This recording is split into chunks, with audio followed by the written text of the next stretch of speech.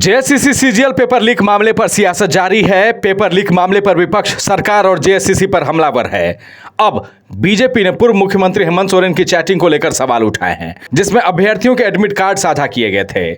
BJP ने मामले में सीबीआई जांच की मांग के साथ साथ जेएससीसी के अध्यक्ष नीरज सिन्हा पर कार्रवाई की मांग की है। कल के व्हाट्सएप चैट जो वायरल हो रहे हैं उसमें स्पष्ट है कि कई कैंडिडेट्स के एडमिट कार्ड्स माननीय मुख्यमंत्री के साथ सत्ता के दलालों ने साझा किए हैं, जिसका सीधा उद्देश्य था कि ऐसे लोगों का चयन कराना जेएसएससी में।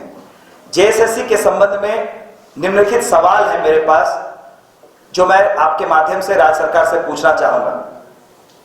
आखिर कौन सी मजबूरी है जेएसएससी की कि पुलिस सेवा के अनुभव वाले अधिकारी को इसका चेयरमैन बनाया गया है, जबकि कई ऐसे अलग डोमेन्स हैं जिसके एक्सपर्ट्स को जेएसएससी का चेयरमैन बनाया जा सकता था, जिनके अनुभव का लाभ इस राज्य की जनता को मिलता, यहाँ के छात्र छात्राओं को मिलता। दूसरा, जो केस किए गए हैं, जब पेपर लीक होता है, सालों से अपनी नियुक्ति का इंतजार कर रहे युवाओं में जब ये भावना आती है कि उनके साथ छल हुआ है, कपट हुआ है, वो जब बिल्कुल लोकतांत्रिक तरीके से आंदोलन करते हैं, उन पर केस किया जाता है। लेकिन जो संवैधानिक संस्था है जिसके माध्यम से ये पूरा कारनामा किया गया, उसके चेयरमैन पर एफआईआर क्यों नहीं होती है?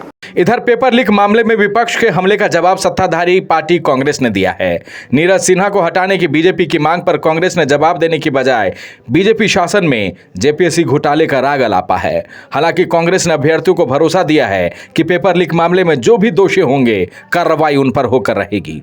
जेपीएससी में घोटाला भाजपा के शासनकाल में हुआ था और जेपीएससी के अध्यक्ष सहित कई सदस्य आज भी जेल के शिकंजे के पीछे हैं।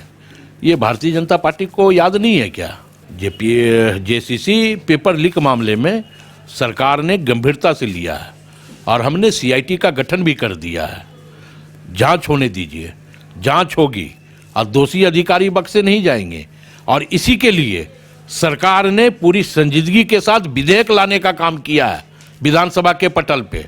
लेकिन यही भाजपा के लोग थे जो उस विधेयक का विरोध कर रहे थे, गला फाड़ के, कुर्ता फाड़ के।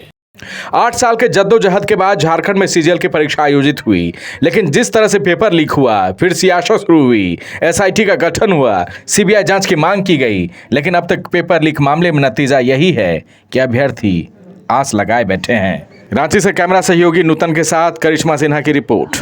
घर के लिए ग्रोसरीज की जरूरत हो या चाहिए फल और सब्जी, डेयरी या बेकरी प्रोडक्ट्स चाहिए या beverages, snacks and branded foods चाहिए हो या ब्यूटी प्रोडक्ट्स, अब इनके लिए अलग अलग दुकानों की तलाश हुई खत्म, क्योंकि रांची में खुल गया है केस्टो मार्ट, जो रखे आपका और आपके बजट का ख्याल। हर सामान पर 5% की छूट, होम डिलीवरी की सुविधा भी। आज ही पधारें। Kesto Mart, one-stop solution for every customer's requirements. Call 9153989339.